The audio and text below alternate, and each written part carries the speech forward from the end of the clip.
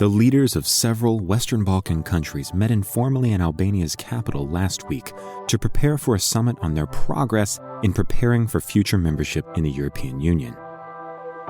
Decades after the bloody fall of Yugoslavia, tensions continue to simmer in the Western Balkans region. As Serbia continues its candidacy for ascension to the EU, pressure is rising to resolve the question of Kosovo, with the dispute over Kosovo's territory seeing cyclical flare-ups and tension. Meanwhile, Russia seeks to maintain its influence over the region as more Western Balkan states move towards EU and NATO ascension. So, is a resolution to these complex, decades-old tensions near? This is Global Insights by Network 2020. Today, power and external influence in the Balkans.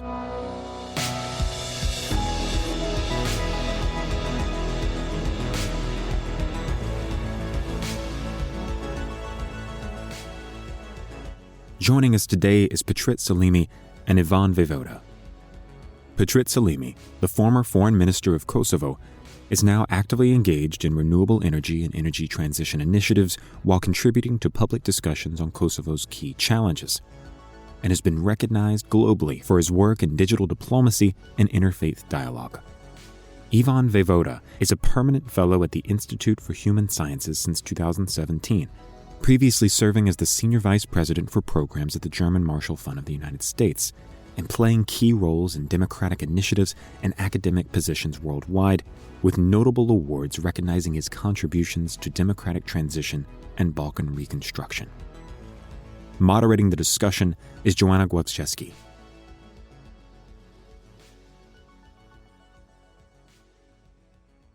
So let me begin first with you, Ivan. Could you please set the stage with some recent history about the Western Balkans and then specifically about Serbia and Kosovo? Thank you very much for the invitation to this discussion. Let me just say remind ourselves of some general points. It has now been 20 years since the European Union in June of 2003 promised that the countries of the Western Balkans would join the European Union without ifs and buts, in the famous words of then Commission President Romano Prodi. Of course, provided that they fulfill all the democratic criteria that are necessary to become a member. Secondly, and obviously, all that we say today is under the shadow and influenced by the Russian aggression and invasion of Ukraine.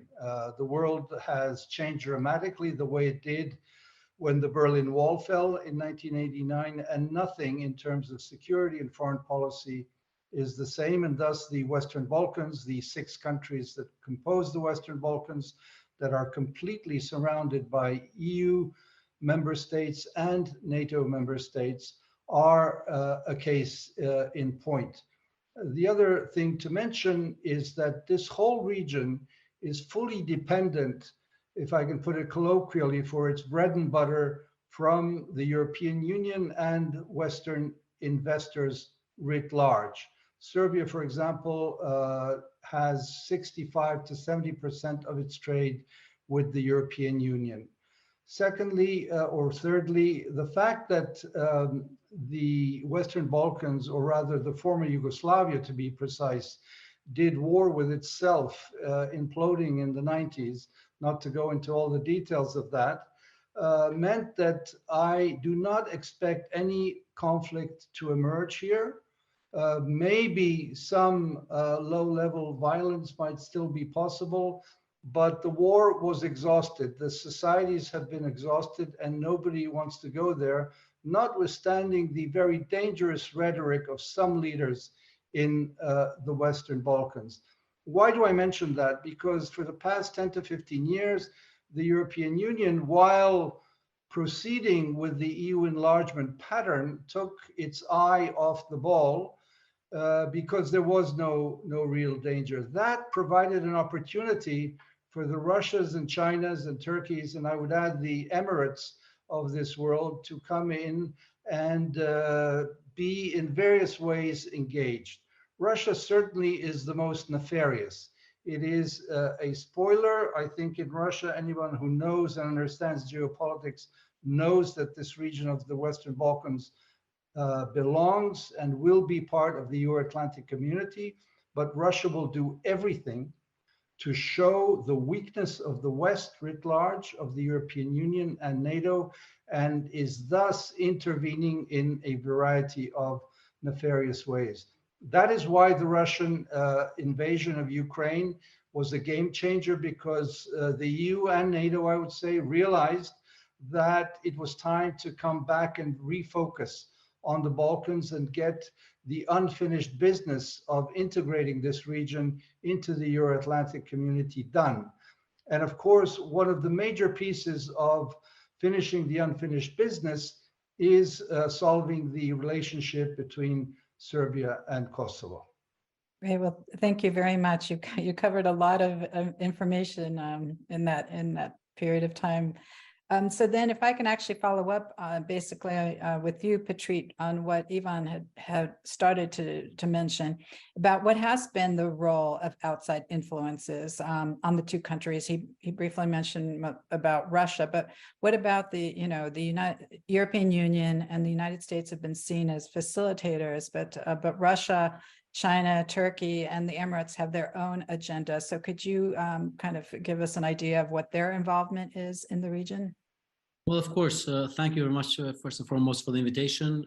It's very honored to be here with Dr. Vejvoda, whom I know very well, and you as a network. I remember meeting you guys some years back during your visit in Kosovo.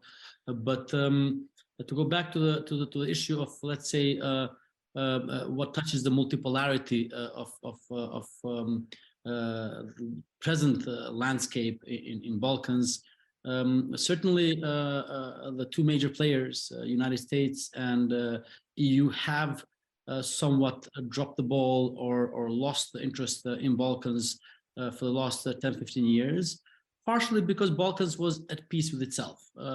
Though there was no war, all countries could call themselves legitimately democratic. There were elections. There was some stability. Some may say that sort of segue to stabilocracy, a new expression that defines stability as an aim rather than functional deep democracy.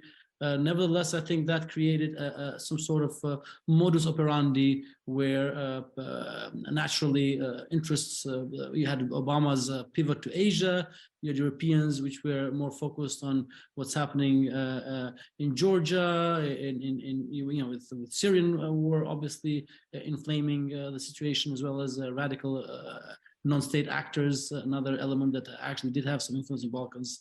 So that did create also some opening for other actors. I think I will not be, I'll be, probably very precise if I say that 10, 15 years ago, both EU and US had far stronger support and far bigger tools in their toolkit to ensure that Balkans become members of European Union and NATO. I mean, Euro-Atlantic integration had a far more, let's say, meat on the bone in terms of interactions with the local actors. Ability of countries, and especially Serbia in this unique circumstance, to really go into deep interaction with Russia, both in terms of just pure commercial interests like energy imports and exports and selling of energy interests to Russia, but also tying itself politically with Russian interests. And then China also coming with a very significant financial footprint, both in terms of debt and investments, with Emiratis and Turkey also being increasingly present, again, based on commercial interests, but definitely spilling over on political interactions and political influence. I think created what was before, let's say, a backyard of classical establishment politics, diplomacy of US and EU, which were responsible for, ability of closing the war in Bosnia with Dayton Peace Accords, pushing for Rambouillet Accords, and then the bombing of Milosevic, creating of this stability and democratic landscape in all of the countries, and ability for all of the Balkans to actually expect and hope that they will be joining EU quite soon. Moment when that started watering down, the moment when financial crisis first of 2008, the banking crisis, and then the later permanent crisis mode in EU, meant that voters in EU started getting a little bit more colder towards enlargement. Brexit happened. Other external elements sort of created a brand new landscape in which the role, the influence, the ability of Washington, D.C. and Brussels, as well as European capitals, to shape the narrative in Balkans, but also work with Balkan stakeholders, was significantly weaker. And I think now we see the consequences of that. What was relatively achievable reform in Bosnia 10, 12, 13 years ago, with a far more, let's say, amicable or at least constructive Dodik, is now almost impossible situation, because Mr. Dodik is now basically, a Russian player. Let's be honest. What was before a very good breakthrough in dialogue between Kosovo and Serbia, and actually we were looking at a roadmap, at a chronology that was promising, very promising during Baroness Ashton's negotiation, has now become a very difficult, protracted dialogue with far more emotionally difficult relationship, with far more elements out of control, and a landscape which is far more hostile to each other.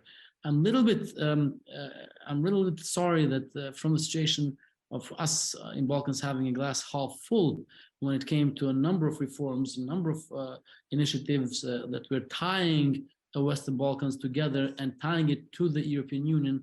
Now the glass is, I'm afraid, a little bit more half empty, and we lost both time, resources, even bandwidth to tackle some of the pressing open issues, mostly of bilateral nature, but also some of the more multilateral issues that are still dogging Balkans and preventing it to move forward. And again, opening of the landscape for other actors was not at all helpful. I think it's clear that Russia more and more started looking at Balkans as potential new venue for creating troubles and for checking and stopping Western zone of influence, and I think it's still somehow trying to balance what it's doing in Ukraine with potential for troubles in Balkans. Thank you so much. And so drilling down now to specifically looking at Kosovo and Serbia, and it's a question really for both you, Ivan and Petrit. We'll start first with you, Ivan. Where do things currently stand regarding relations between Kosovo and Serbia? What were the most recent developments and within the normalization meeting? What are some of the significant sticking points, and where is compromise possible? Thank you, Joanna, for that question. Let me just preface the answer by saying that things can be done and compromises reached in the Balkans, and we need to remind ourselves of the humongous historic decision and compromise that was achieved between North Macedonia and Greece. It was a similar type of quote unquote sticky problem. Greece blocked North Macedonia for 27 years. Finally, two leaders, statesmen, prime ministers of North Macedonia and Greece, found it in themselves to go against the mainstream public opinion of both their countries to reach what is called the Prespa Agreement in 2019. And there was a momentum in the region. I say that because of Serbia, Kosovo. There was a sense of now pressure on the leaders of Serbia and Kosovo. Okay, we're next in line. North Macedonia and Greece have solved the big issue. Now it's for us. And that was very positive momentum and pressure. What happened, and this is to say that it's not all the fault of the Western Balkans and these countries. It was France and President Macron who, on that historic moment, blocked North Macedonia for making its next step and opening negotiations with the European Union. To speak very simply, this has only been resolved now in a sort of contorted way. And so North Macedonia and Albania, whose fate was linked to that of talks with the EU, are now moving forward. We can come back to that if need be. The Serbia-Kosovo issue basically goes back to after the fall of Milosevic and the arrival of a democratic government in Serbia, paving the way for a possibility to reach a compromise. Serbia lost a war with NATO that it chose, capitulated, and had the state of Serbia had to completely leave the territory of its southern province, state, police, army, every judicial system. And thus, it was a question of how do we go about of formalizing a de facto situation where Kosovo was independent basically on June 10th when the NATO bombing ended, or rather when the capitulation of Serbia by Serbia was signed. There have been many ways in which this solution was put forward. I won't go into those details. I worked with the late Prime Minister Đinđić. Regretfully, we commemorated 20 years of his assassination a few weeks ago. He was clear that Serbia, to move forward on its democratic path and European road, must find a solution to the issue of Kosovo. Here we are 20 years later. This issue has not been solved. There have been attempts, and I know that Petrit Selimi was involved in some of them. And, you know, when I look at things that many of us said in these past 15, 20 years, we're saying over and over again the same thing. We live together, we share the same space geographically in Europe. And if we are, as we are, committed to full integration into the European Union, and most of us into NATO, then we must find a way to compromise. Compromise is one of the difficult things about politics, where you don't get everything, but at least you create the foundations of stability and peace. And so in this round in which we're in, where the two leaders of Serbia and Kosovo, President Vučić and Prime Minister Albin Kurti of Kosovo, have had the difficult task of reaching that compromise. Notwithstanding what they're saying publicly, I think they are in the end both accepting what is happening on a step-by-step basis, or if you want, drop by drop, which of course is unfortunate for us citizens of these countries and of this region, because we would like to see a much more forceful and accelerated path towards reaching a normal state of relationships. But that is the reality. These are the politicians that we have that have been elected, whether we like it or not. And these are the ones with whom the European Union and the US are dealing with. Let me say that the cooperation between the United States and the EU is crucial in this matter. This does not happen without the United States. It does not happen without the dovetailing with one and the other. Clearly, the European Union is in the driving seat because both Kosovo and Serbia want to join as full members. And thus, this is the way that we go forward. Petrit Selimi mentioned Baroness Ashton, Cathy Ashton.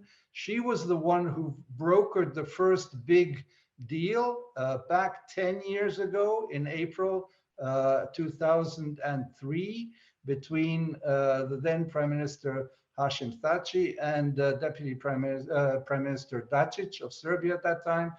Big breakthrough. I remember, Petrit, we were together in Bratislava, I think, on that day.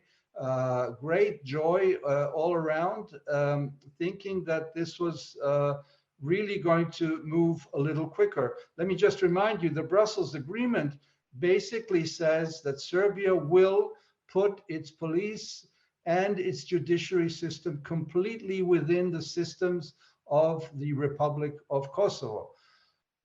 It went down well. There weren't any major disruptions in between the two, nor were there any demonstrations in Serbia.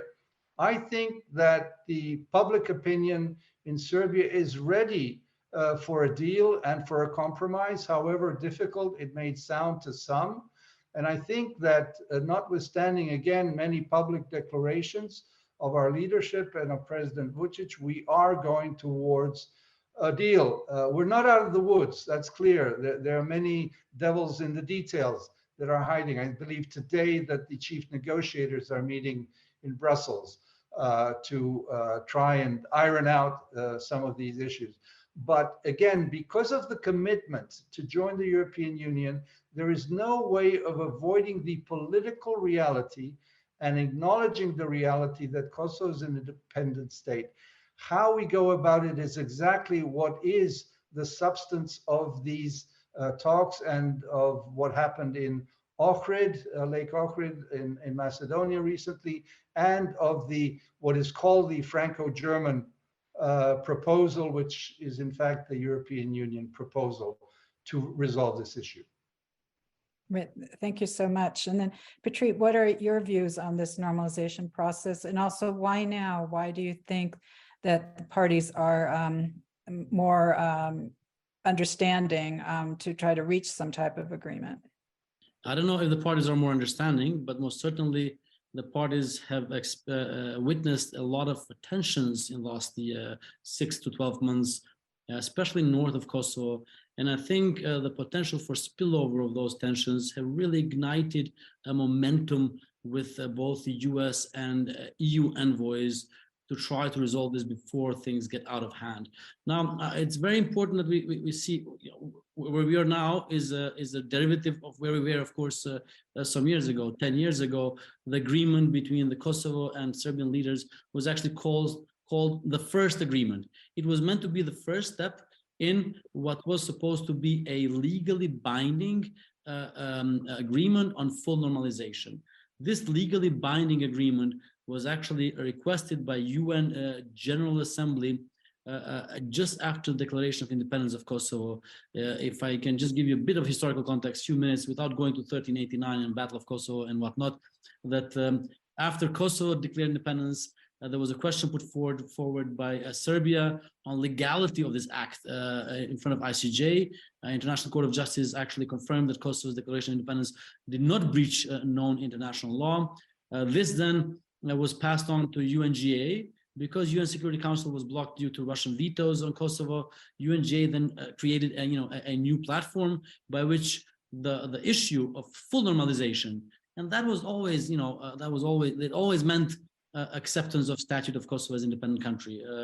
I don't think that there was any dispute that the discussions and dialogue from then on were not anymore about status. Status of Kosovo was resolved by Ahtisaari package, but actually about the normalization of the relations between the two countries.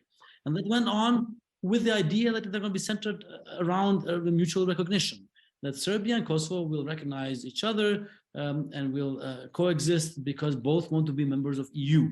And EU would certainly not import any more problems, especially after Cyprus. Never again, the EU leaders said, and it was expected that Serbia will recognize Kosovo, that Kosovo will allow for maximum amount of rights within Ahtisaari and maybe even Ahtisaari plus for the Serbian minority, protection of the heritage and whatnot. But then once the carrot of EU integration, once the carrot of ability of Serbia, especially to palpably calculate and see the EU membership was getting further and further away, I think in a way Vučić got cold feet from being a very supportive in the process of especially the Germans on pushing for normalization. I think status quo started sort of settling.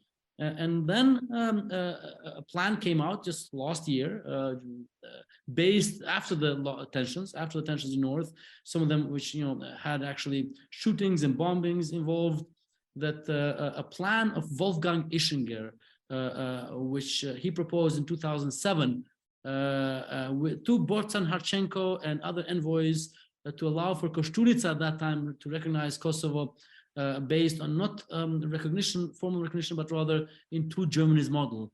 Two Germanies didn't recognize each other, but they allowed for formal acknowledgement of their existence and for both to have normal relations or normalized relations. Well, that model got revamped, recycled by Germany and France, and became an EU-sponsored and American-supported process. And we saw a Brussels agreement some weeks ago, by which on the number of points. Serbia would recognize Kosovo passports, Kosovo symbols, Kosovo borders, Kosovo flag, Kosovo license plates, and would create ability for Kosovo to open a mission in Belgrade. There is now an officer of Kosovo in Belgrade, but with very little role, but to have expanded normalized ties. And then in return, Kosovo would honor its earlier agreement on self-governance, association of Serbian municipalities, some sort of horizontal connection between the Serbian municipalities to allow them for greater feeling of autonomy in their political exercise of political rights in Kosovo. Well, the problem is that after that agreement, which again looked very good on paper, I think it was the best you can get under the circumstances of lack of carrots. It turned out it sort of evolved in this Ohrid process and Ohrid paper, which frankly I was quite disappointed with, because one would expect that after experiencing those types of troubles in North, that you would have a far more firmer ground, more concrete dates, more ability for both sides to follow a certain chronology by which, Kosovo established this and this and this, creates conditions for the elections in North, that Serbia would call the Serbs in Kosovo to vote in those elections, that following those elections in North, you will start creating some of these institutions based on Kosovo constitution again, and that the Serbian church would get some expanded protection that would guarantee respect of Kosovo law and Kosovo constitution, which is not always the case, I have to say, unfortunately. But I just don't see all of that. That's why I'm a little bit more pessimistic than I was some weeks ago, because immediately after Ohrid, what happened was we had to call for local elections in North, and apparently the Serbs are, not apparently, actually they came with a statement, they're boycotting the Serbian list, which is sometimes criminal, sometimes legitimately representing a majority of Serbs here, but definitely under control of Belgrade, no doubt about it, had rejected and is boycotting these elections, which are going to happen in a few weeks or a few days, actually, probably next week. So now, who is going to organize these elections in North? Is it Kosovo Election Commission? Who is going to come out of those elections? Albanian mayors in Serbian municipalities? A lot of new questions are now being posed and new moments of stress. So while the tracks have been set, and I agree with Ivan that we certainly have a process in which both sides declaratively are saying that we want to join EU. We have a more firm track, more than what we had last 5, 6, 7 years. I still think that there's a lot of moments in which the process can stall. Unfortunately, I also don't see the feeling that both leaders and the respective governments have to allow for certain tango to play out. I read Serbian newspapers almost every morning. Language have become, if not easier, more difficult towards compromise, and also the moves here in Kosovo. I don't really see the type of willingness that should exist with both sides, my own government as well, to really push for full, complete normalization as soon as possible. Unfortunately, I'm a little bit disappointed also with the Western powers of not being able to really deliver on Greek, Spanish, Slovak, Romanian, and Cypriot is more difficult, recognition of Kosovo, membership of Kosovo in Council of Europe. These are all very important carrots for Kosovo, and none of that is spelled out or even mentioned nowadays as incentive for Kosovo. So I see a lot of pressure, I see a momentum, and I hope that there's a track 2 happening, unfolding that we don't know about, which will potentially iron out some of these differences. Because, I live in Kosovo, I have my kid here. There's a lot of snow, actually, incidentally, here in Kosovo today in Balkans. But I do hope for more warmer weathers, both politically as we enter in spring and summer of this year. Thank you so much for that great explanation about the different factors that are involved in this process, and new ones that pop up as you go through negotiations. I wanted to really end with a note on the importance, why all this really matters, what is happening currently in the Balkans and between Kosovo and Serbia. Why is integrating the two countries into Western institutions so important, and what would be the impact on the greater Balkan region? So let me start actually with you, Ivan. Well, I think for people like Petrit and myself, it is the fact that I think in our societies that we're part of a country that no longer exists, Yugoslavia, and that went through a communist period. It is about freedom and rights. And I think that the majorities of our population are mostly a silent majority.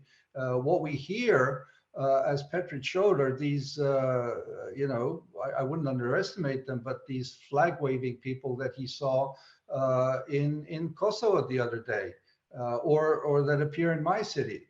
I always like to say, if we had a referendum in all our countries to join the European Union this coming Sunday, we would have clear majorities of people wanting to join, because they simply, with the common sense that 90% of people have, understand that it is a little better, a little more certain, a little more prosperous to be part of a big club called the European Union. That is a peace project, first and foremost. It is incumbent on our leaders to take us there where the people want to go. And so in the grander scheme of things, it's obviously about the security of Europe. With what Russia did with this aggression, full-scale aggression, this is a completely new framework in which, anything is possible. So if we're serious about a democratic West writ large, then we must organize ourselves. And the Western Balkans is part of that, to use American parlance, the unfinished business of making Europe whole, free, and at peace. Thank you. And Petrit? I think it's clear that Kosovo, over 90% of the population do want to join EU and NATO. Main street in Kosovo, my office is called Bill Clinton Avenue, which is connected with George W. Bush Avenue, and then that is tied to Madeleine Albright Square, which goes to Bob Dole Street. We are, a quintessentially entrenched, fundamentally connected to United States and EU. Again, referendum, yes, we want to be part of it. We want to be entrenched for security of our children. We experienced the war, a genocidal drive. But what would America and EU gain? I think it's clear. If you look at what happened in Ukraine, you realize that, and if you look at the question that you posed in the beginning about multipolarity of the world is not getting any safer. Issues are not getting any easier. If you look at the situation 20 or 30 years ago and today, with this incredibly stupid and damaging and murderous, thuggish operation that Russia has started, a war against Ukraine, surprising for many, including me, but with devastating results. And if you look at what China is doing and how it's expanding and diversifying and becoming ever more aggressive, both in terms of narrative, but also outreach globally, then you know that you cannot leave Europe with a backyard which is fertile for these agents and these countries to create problems for the Western world. Balkans have to be integrated into European and Atlantic family in order for European and Atlantic family to ensure stability, safety, and peace for all the citizens, to protect itself from other actors and other countries in this day and age. I think exact moment where we are right now with the war in Ukraine showed how important it is to close these chapters. And I think Kosovo and Serbia chapter, for the amount of time and effort it needs, brings most dividends. It's not difficult, really. It's really just ensuring that this normalization unfolds, happens. Both Vučić, Mr. Kurti, as leaders today, other leaders in the future, must deliver. There is a clear incentive. There are clear sticks available for the Western governments, and they have to use these sticks and these incentives to ensure that this chapter is closed. Chronology is easy. Then we talk about Bosnia, ability to do the reforms there, and we can see a path out of the woods. But Kosovo and Serbia, as the biggest of these bilateral issues, have to really, if not close fully, ensure that are in the process of closing their open wounds. Well, thank you so much. You're right. This is a historic moment for what could be a great process of normalization and stability in the region and beyond in Europe. So I want to thank both Ivan and Petrit for a fascinating discussion. You're on the front lines. You have been. You've seen it. You've been there through this whole process, and your understanding, I'm sure, has been greatly appreciated by our participants today. So I'll turn it over to you, Courtney. All right. Yes, I just want to thank you both, Ivan, Petrit, and Joanna as well. A really fantastic conversation. Thank you very much. Take care, everybody. Thank you. Bye-bye. Thank you. Bye-bye. Thank you so much for joining us today on Global Insights. If you're looking for more in-depth analysis and want to be part of our vibrant community, head over to network2020.org.